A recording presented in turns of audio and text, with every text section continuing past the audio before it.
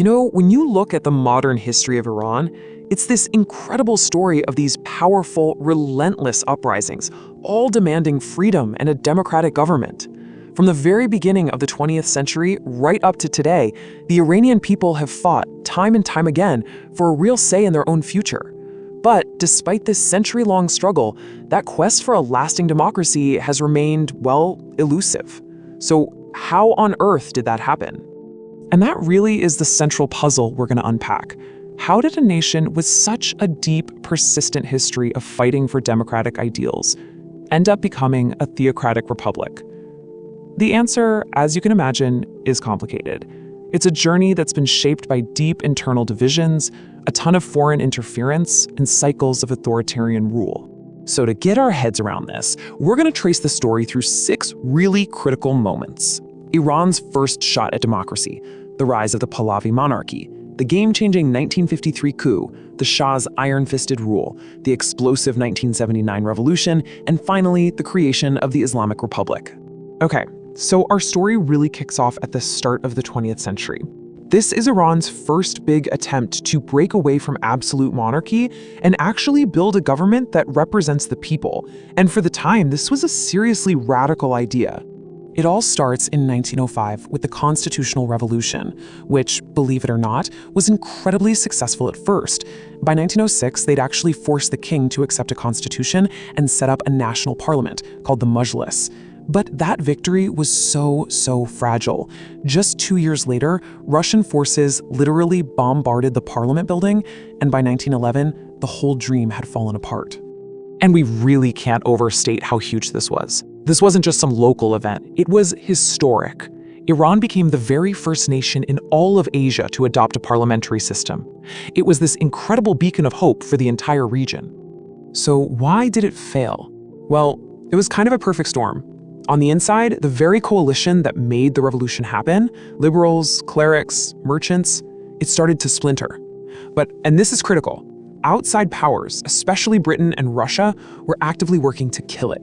They backed coups, they destabilized the government, all to protect their own imperial interests. And this set up a painful pattern that would haunt Iran for the rest of the century. So the collapse of that first democratic movement really set the stage for a totally new kind of ruler. In 1925, an army officer named Reza Khan stages a coup, kicks out the old dynasty, and establishes the Pahlavi monarchy, crowning himself Reza Shah. Reza Shah had a very clear mission: build a strong, modern, centralized state. He was all about creating a national army, a secular school system, new roads, new factories. But this all came at a massive cost. Any and all political opposition was just brutally crushed. And this gets to a really important difference. What Reza Shah was doing was modernization, bringing in Western tech and building shiny new institutions. But what was missing was modernity, the stuff like civil society, political rights, the actual social foundations you need for a democracy to grow. He was basically building a modern-looking house on a foundation of sand. Okay, so after Reza Shah is forced out during World War II, this little window of political freedom opens up again, and it leads to what was probably Iran's most promising democratic experiment ever, led by a man who would become a national icon, Prime Minister Mohammad Mossadegh. In 1951, Mossadegh, a fiercely secular nationalist, does something incredibly bold and hugely popular. He nationalizes Iran's oil industry, taking it back from the British, who'd been cashing in on it for decades. I mean, this was a massive act of national pride and economic independence, and it made him a hero. But it also put a giant target on his back. Britain was, to put it mildly, furious, and they went to the United States for help. Together, the CIA and MI6 cooked up a coup d'etat called Operation Ajax. In August of 1953, they succeeded. They overthrew the democratically elected government of Mossadegh and put the Shah back on the throne, this time with absolute power. The 1953 coup was just a devastating, traumatic blow. It didn't just end Iran's best shot at democracy, it also completely discredited the whole idea of secular nationalist movements. In the eyes of many Iranians, it made them look weak, like they could just be pushed around by foreigners. And that created a huge political vacuum that, years later, religious forces would be more than happy to fill. So, with Mossadegh gone and the Shah back in charge, he spends the next 25 years building one of the most powerful dictatorships in the Middle East, all with the full, unwavering support of the United States. So, how did he hold on to power? Well, he had a few key tools in his toolbox. There was his infamous secret police, SAVAK, which was notorious for torture and executions. He had massive military and financial backing from the US, and of course, there was strict censorship and constant state propaganda to control what people thought. Now here's where it gets a little more complex. In 1963, the Shah launched his so-called White Revolution. It was this ambitious series of top-down reforms, and it did include some good things, like land reform and giving women the right to vote. But these rabid, secular changes really angered the powerful clergy. And most importantly, all this social modernization came with zero political freedom, which just created this enormous pressure cooker in Iranian society. By the late 1970s, pretty much everyone was sick of the Shah's regime. Decades of repression, growing inequality, and a feeling of being alienated by all this forced westernization, it had created a powder keg. It just needed a spark. It's so important to understand that the revolution that finally erupted in 1978 was not just one thing. It was this massive, popular uprising driven by an incredibly diverse coalition. You had secular students, leftist intellectuals, and Islamist groups all marching in the streets together, united by one single goal: get rid of the Shah. And from his exile in France, one figure managed to become the leader of this diverse movement: Ayatollah Ruhollah Khomeini.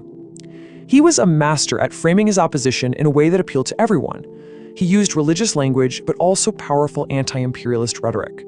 And that message really hit home for millions of Iranians who felt left behind by the Shah's pro-Western policies and were furious about decades of foreign meddling. And the revolution worked. In 1979, the Shah fled the country and the monarchy collapsed. But the very coalition that brought down the old system, it fell apart almost immediately. Khomeini and his clerical allies moved fast to consolidate power, and they created a political system that the world had never seen before. This new state was built on a core ideological principle called Vilayat-e-Faqih, which basically translates to guardianship of the jurist. This was Khomeini's big idea.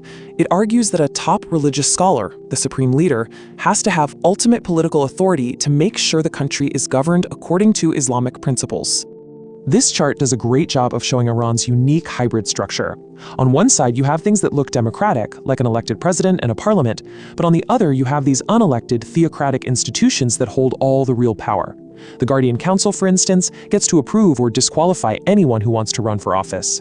And at the very top, the supreme leader has the final say on everything. And just like the Shah had his own tools of control, the new Islamic Republic created its own. You have the Islamic Revolutionary Guard Corps, the IRGC, which was created to defend revolution and answers only to the supreme leader. You've got the Guardian Council acting as a political gatekeeper, and you have the Basij, a paramilitary force used to crush protests. In many ways, one authoritarian structure had just been replaced by another. Which brings us right back to where we started. The story of modern Iran is this repeating cycle, a popular demand for freedom met by an authoritarian government, often with foreign powers getting involved. After more than a century of this elusive quest, that struggle is still going on today, and it leaves us with a big open question: what does the future hold for freedom in Iran?